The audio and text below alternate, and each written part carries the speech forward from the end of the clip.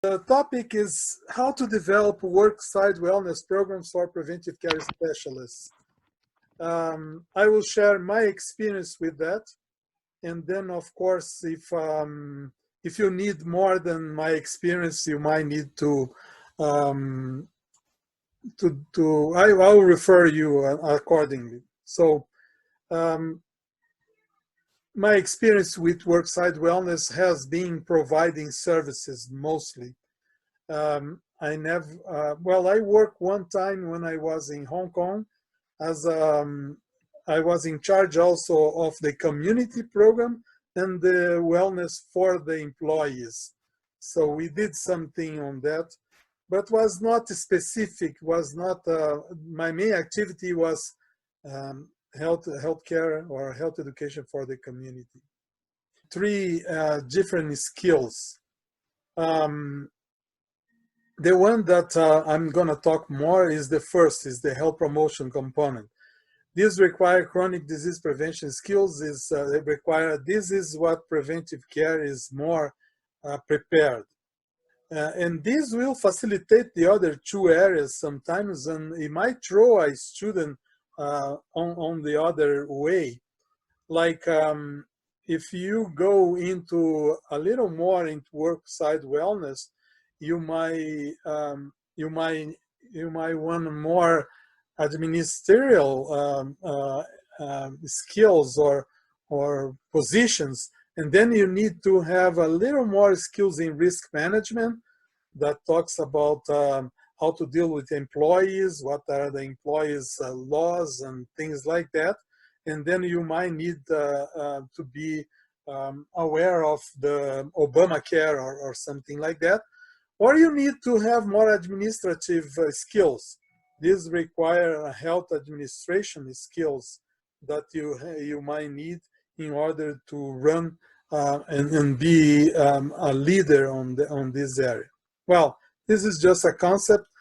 In terms of health administration, I'm not going to talk much. Ideally, you should have more administration options for you in the program, but we don't have much space for electives.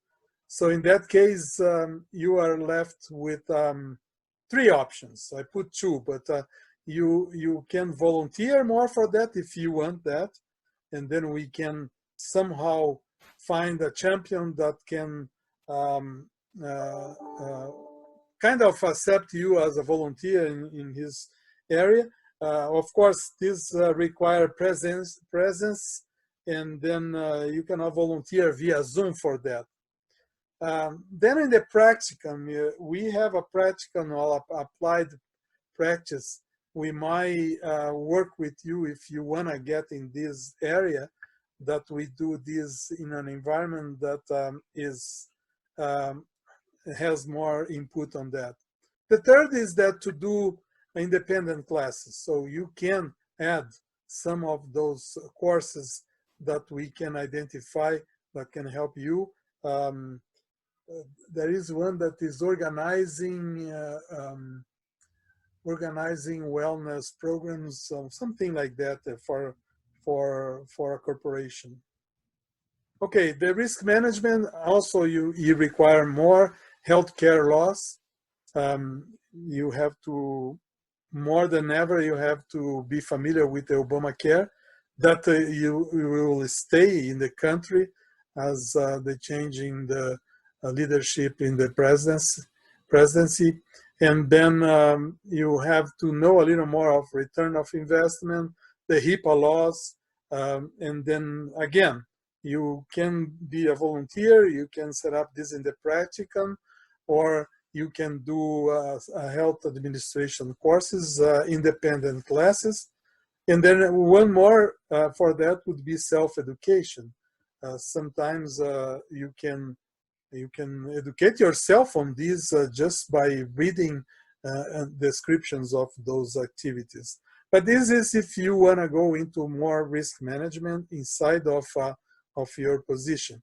So what we are going to train you more is how to develop the skills to promote worksite wellness. Those are almost the same skills that we have in the program, like developing a disease-focused approach, and develop programs, activities, assessments, lectures, and seminars, have a newsletter, work on social media.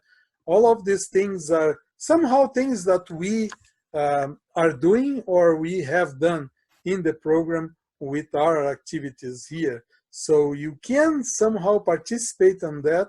You can interact with us, and like we have a Facebook group that is a supportive activity that we have for our clients. And then we have a mailing list clients, and then we send a newsletter every quarter for them. So it might not be the main thing, but this is a supporting activities that we have from the activities that we do, that are health fairs, seminars, and health assessments and counseling individual. Those are the main activities that we do in our center. Let's move forward here. So what we are talking here is to be a worksite wellness provider. You can do that in two ways. Being hired by a corporation to do so and work under the corporation, a salaried person.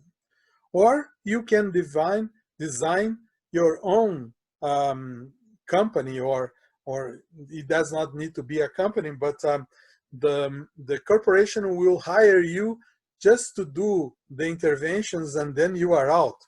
So you do that in different places according to the need. And that's what I have done the most. I put some examples here. I have done tons of stress management seminars for corporations when they ask. I remember one time we were asking for, I was working in Hong Kong. By the way, I went to Hong Kong after I finished my preventive care course. So it's valid application of what we learned here. And then this corporation was asking us to do some stress management and heart disease prevention sessions for their employees. And I didn't get why they are asking that. So I asked the lady, why you have those specific? I understand the stress management, but we didn't have even a health assessment done or a needs assessment done in your corporation, and you ask specifically for heart disease. And then the lady shared with me, well, we just lost one of our executives because of a heart attack, and the environment in the company was so low, so depressive, and then they need someone to bring things up and to prevent other events like that to happen. And then we did. I'm not sure if we helped, but at least we tried. So for that, what are the activities that mostly we do? We promote health fairs, we promote health lectures, seminars. The difference that seminars is a continue. You have a series of lectures, and you might develop during the seminars other activities. But then what is important is that for this you need a little bit of creativity, because it's not just go there and give a talk and go home. The impact of this, it might not be too much, but you start developing and brainstorming to have activities according to that place, like contests. You can develop walking contests and cooking contests, cooking sessions, and things like that. I remember we did one session for Tolco. Tolco was in Riverside, a company that used to produce those PPE masks, and not masks, but goggles and helmets and gloves and things like that. So it was a big company in Riverside that produced all of these materials. And then we went there, and we several times we promote a health fair. They will invite other vendors, but we went with our health assessments. On that time, we could do blood tests, and we can do blood pressure, and we did our questionnaires. And then we have a session that provide the results individually. So we ask every single employee, and then we go with them individually and explain the results of the tests and give some advice. And then we have a group session where we address the issues more important on that population. So we did something like that for the Omnitrans in Fontana. I believe it was Fontana or Rancho Cucamonga. They had we did a health fair for them. On that time, I think we only did a health fair. Then we have for Riverside Department of Transportation, we promote a stress management session. We work with the marketing department on that time, Loma Linda Marketing, and then we promote this session on the stress management. In Hong Kong, I have worked with the Merrill Lynch that today was bought by Bank of America, but several times we did Merrill Lynch seminars for stress management. You will not believe, but during that time was when I was working in Hong Kong. I have to tell you that we did these seminars for stress management for these executives for Merrill Lynch. You know, Merrill Lynch is a corporation that work with investments. They get applying to the stock market, and then they have a person. So they have brokers that, well, at least they used to. I believe in Bank of America, they do the same. And on that time, I was working in Hong Kong Adventist Hospital. They contracted us to do the seminars. And then there was a big event that happened on that time there in Hong Kong, that a lady killed her husband. That was one of the executives of Merrill Lynch. She gave him, I think, Valium in a juice. And then, sorry about that, but, and she put Valium in her juice, and he slept. And then it was a case that he was abusing. It was a case of spouse abuse. He used to beat her, and he was in the papers all in Hong Kong and all in the world, because she was able to kill the guy. And then she put Valium, and then she hit him. I believe he wants to react when she put Valium on his juice, and then she hit him with a rock or something, and then he was killed. She rolled him in a rug and put in the closet. And then later on, she called the disposal guys to take the rug away, because she was disposing this. And when the guys went there, the smell was so strong that they said, well, we cannot do that. And so they called the police, and the guy was inside of the rugs. Can you believe that? It happens. Anyways, let's move on here, because it might increase our stress. But was the same guys that we were, probably this guy was attending our seminars. I don't know. That is too much. Oh my goodness. That is unreal. Sounds like a Netflix special or something. Oh my goodness. Yeah. Well, wow. This lady was convicted in Hong Kong. She went to prison in Hong Kong. And I heard that later on, she was an American citizen, and they transferred her to the United States. And her defense was the guy was abusive. But it was a premeditated thing that she put the Valium there. So anyways, it happens sometimes. So we work also in the Rotary clubs. When I was in Hong Kong, I visited mostly all Rotary clubs. I got this lecture on the diet of the 21st century.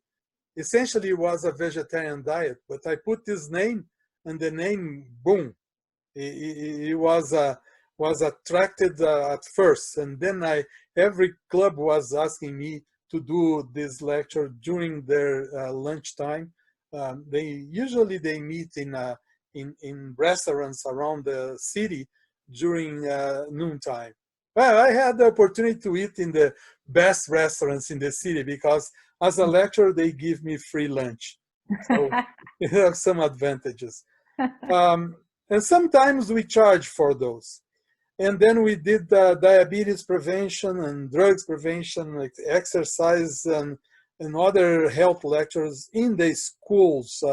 So it's another area that I used to like to go. And I haven't done much here in America, but we have gone to place that we have 1,000 students from high school in the audience, and we have to present these seminars, and was a good experience. So, but it's not just lectures. So if you want to get into this area, you have to develop some. Again, I mentioned you have to brainstorm for activities like healthy vending machines. So Dr. Olivia Moses in here, she's a preventive care graduate, but she was the one that was able to get these guys promoting vending machines in the university in general. So all vending machines in our school is supposed to be healthy. And I know the guy that provides the vending machines because he is from Brazil. We are very good friends. And but it doesn't matter. Don't mix friendship with business. So it's an advice. But what I'm saying is that this is one activity that is really important. So if you want to promote health and you don't control for what you are doing, people will charge on you. I remember one time when we went to do a health fair. A church invited us to do a health fair for the community because they have children with overweight and the community with diabetes. So we went with our team there. And this was a church with old folks. Most of the church members were old. And then we promote our health fair. And at the entrance of the health fair, those old folks have a table full with Kit Kats and Snickers and candies and chocolates. And I told them, what's going on? I mean, you guys ask us to come here to prevent problems, but you guys are not into it. I mean, it creates a kind of contradictory message. So you cannot have those so you have to be consistent. So if you are promoting health in the corporation and you have vending machines with all the junk food that you can imagine, or even the cafeteria.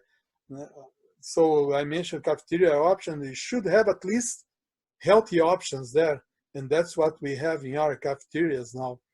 You might find some junk there, no doubts about that. But you have the options for you to choose. So healthy recipe contest is another idea. I participated in one. It was in a church that they have to do a main dish contest. And so what we did is that you get them a list of the ingredients that you can use to do the main dish, and the list of ingredients that should not be there. And then they divide in groups, and they provide the recipe, and then they provide the final product. And then you guys go, I mean, I would go with some other guys to be the judges. And then it's like the one that they do on TV, same thing. But this is, you get their attention if you do some. And you don't need to complicate with that. You can do that with a salad. I mean, invent the best salad dressing or the best mixed salad that you can do. I put other ideas here, experimental kitchen. If you, in a big corporation, they could develop this, that if you want to teach someone, and we do that for children mostly, but if you want to get people involved in changing behavior, you better involve them in making the behaviors. So when you put hands-on, they are more motivated to change that if they just listen to your lecture. Another one that is good is a healthy potluck, that you invite everyone to bring their food. But again, you select what kind of foods that they can bring, and then you do a group things together. One that I did that for my corporation in Hong Kong, a healthy ice cream day, that we promote ice cream for free for all the employees, but this ice cream was made with frozen fruits. We have the famous Compton food processor. It's the one that we barely hear anymore. But Compton was a food processor. I'm not sure if you're familiar. It's a huge one. But the Compton, you put the fruit, the frozen fruit, and you have a creamy ice cream. It's not gonna be icy. It's gonna be a cream. The food processor is so good that produce this creamy end product. So I will tell you, when I did that for my hospital, there was a line of people in front of my stand, and the other stand that was giving regular ice cream, nobody was there, because we produce different flavors. We produce with mango, pineapple, grapes, and well, in general we have to put banana also. Banana is the main ingredient, and so we put the other to give the flavor.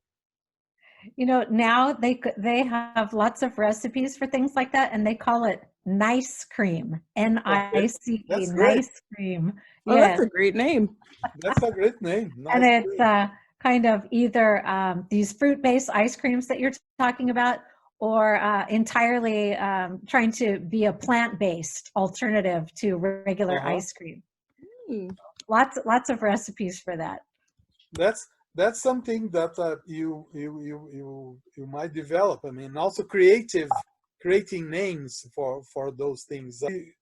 Nice cream is a very good name.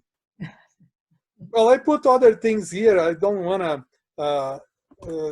This is just examples, like a diet contest, making a day just with juice, provide coupons for discounts or gift cards for health foods, and then invite some guest speakers, and then do scavenger hunt activities, either in the office or online. Now that we are all online, is you can do some of those things.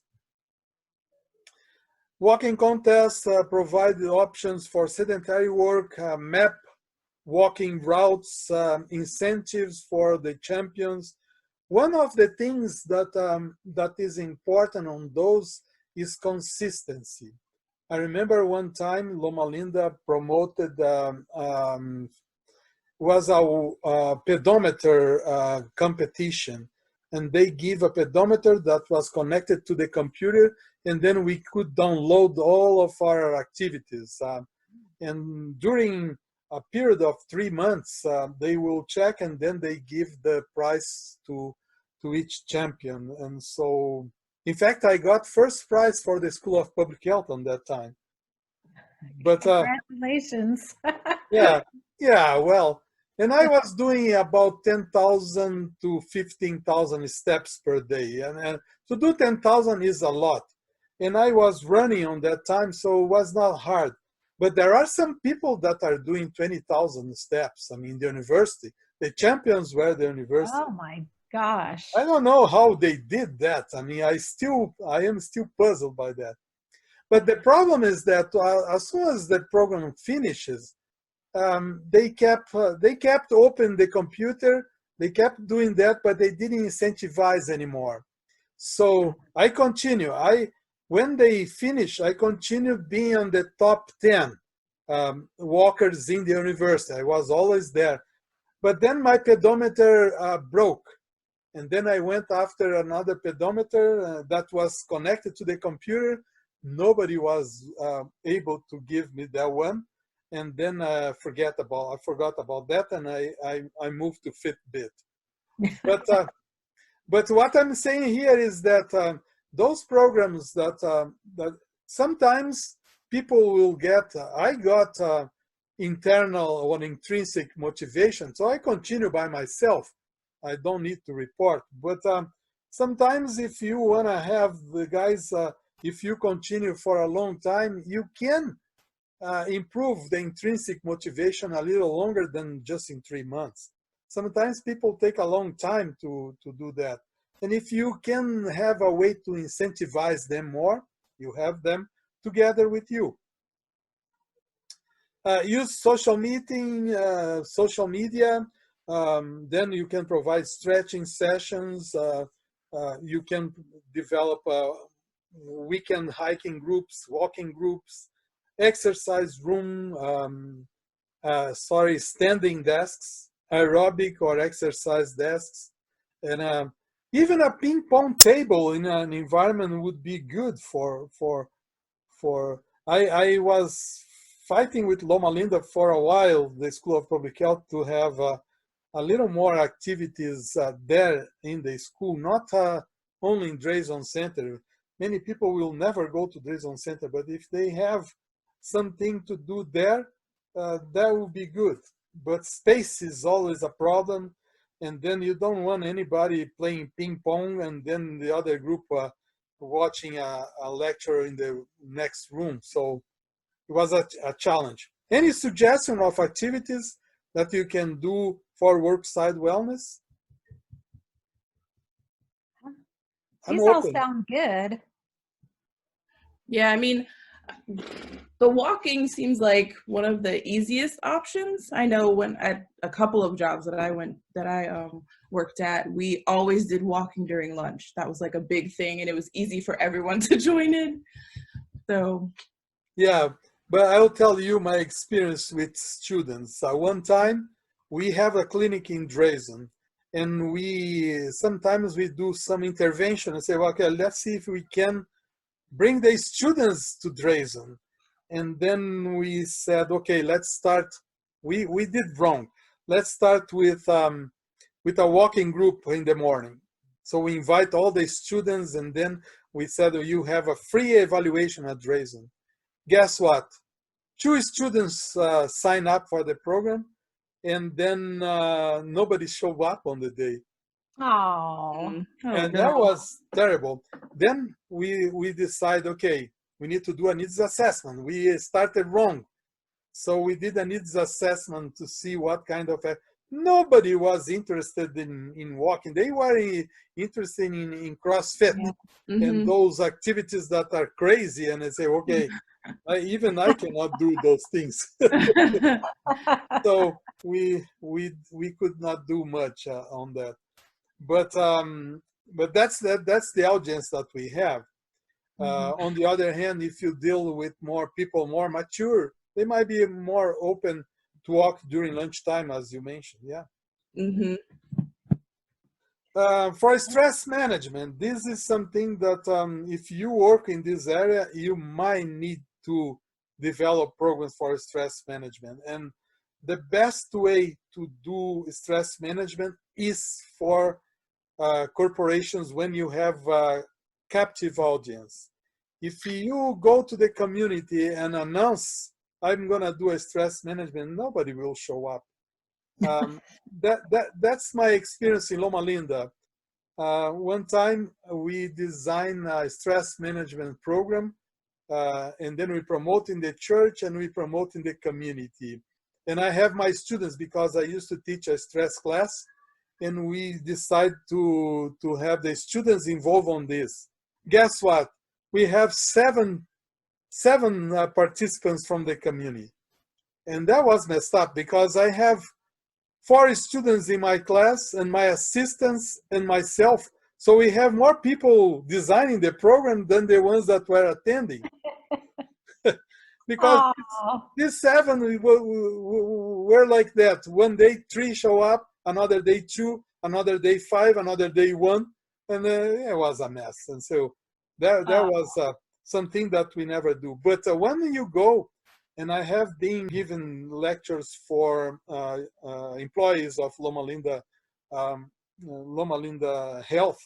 I had one graduate student that was in charge of organizing that, and then he invited me a couple of times to do. One of the topics was stress management, and the other was the blue zones, and was very popular. And then I will tell you, I will bring my ukulele. I will do some contests. I will do story time and humor, and I will get some sometimes drama, and so all of these things you can develop. You have to keep using the audience, drawing, journaling, um, providing massage for employees, a good idea, and also the lectures. But stress management, just lectures will not do much. Um, Other items that are important: work closely with the administration. If you don't have the support of administration for what you are doing, you better don't do it, because it's gonna be messed up. If you tell the audience that sugar is not good and you should ban sugar, and your boss is a fan of the vending machine that only sells candy and sweet beverage, it's not gonna work. So you better address the other way. I learned by experience. Instead of beating over sugar, over meat, over fried foods and junk food, we better change the focus and focus on what is good. So let's promote more fruits. You don't need to fight with anybody and just, well, we want you to eat 4 servings of fruits a day, or 3 servings, or whatever. Then you can set up a contest to see ways to get there, and then give prize to the ones that reach the goal. And you see, you focus on the positive, and they will not even think that they have to stop something. So that's one of the things one of the stretches to go. So it's good to have to give health and needs assessments. So you give a questionnaire about health and stress to the employees, and then you analyze that and see, well, what are the main needs. We tend to know that what are the main needs, because we say, okay, this country has obesity, has heart disease, diabetes, and hypertension, and most of people are sedentary, they eat junk food. Those are the main needs. But sometimes we need to do something personal. If you have a questionnaire, people responded that, and then you can report to the group, okay, we have an assessment with you guys, and we figured out that your needs are more in this area, more on that area. You guys are more willing to do this kind of program or that kind of program. You want more weight management, or you want more exercise, you want more diet and whatever. But you are with them. So you have to get their attention. You have to get their participation. If you go on a top-down, you will not get much. And then be consistent. As I mentioned, if you do walking, if you work with pedometers, set up a program for a long time, not just for 2-3 months.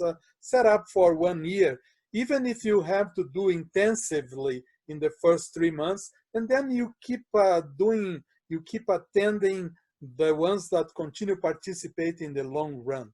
Also for research, if you want to promote the results of your program, it's very good if you have something long term. Have a supportive Facebook or social media. I mentioned to my students that Facebook is for old folks like me.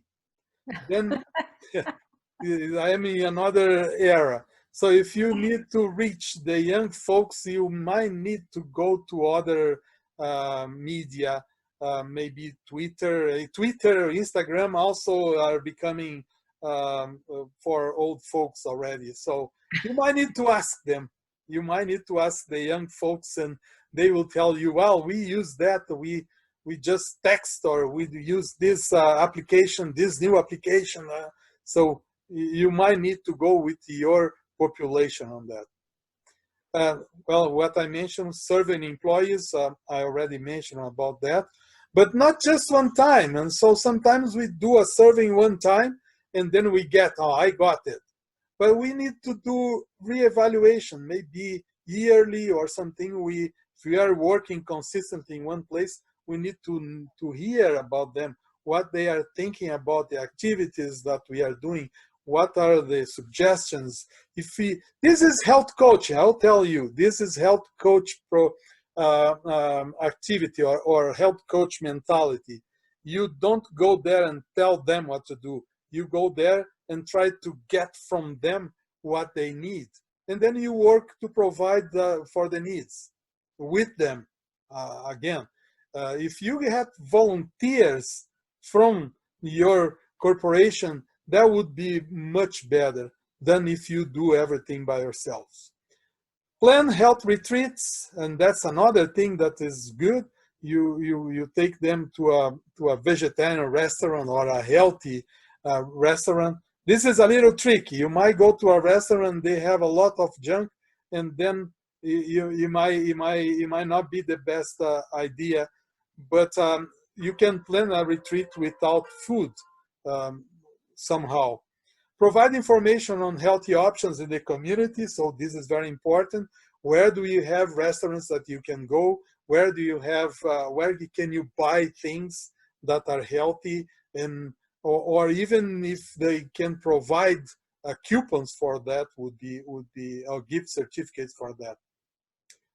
And then always is good to have a system of individual health assessment and counseling.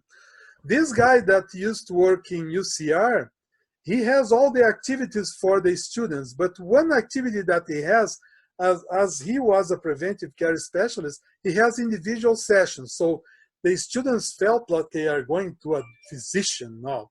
I'm going to a doctor for free. And what he was really doing was assessing their lifestyle and giving him was a health coach session for them.